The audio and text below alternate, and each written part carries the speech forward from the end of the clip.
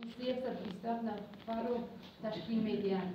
بخش کارگزاران و اویله اوید اجرای قرار حکومتی جمهوری تاجیکستان، قرار رئیس ولایت و قرار رئیس نایب درباره نقشه ملی عملها اوید به آمادگی جمهوری تاجیکستان درباره تصدیق و عملسازی کنونسیا درباره حقوق معاون کارهای زیادی را به سامان دادند. طبق بند نقشه چاره‌بینی مقامات که دستگیری زنان معیوب دادن قرض‌های امتیازنامه به گرانت‌ها میباشد. در 9 ماه سال جاری از طرف شغل اهالی به 4 نفر معیوب قرض‌های امتیازنامه داده شد که مبلغ عمومی آنها 6,650 سامانی را تشکیل می‌دهند.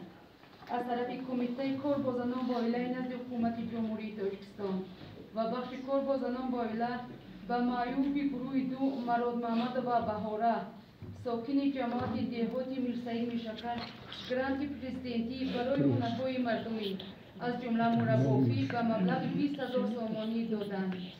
بخش کار با زنان با اویله در همکاری با بخش حفظ اجتماعی دائم و از حال و احوال معیوبان خبر میگیرند.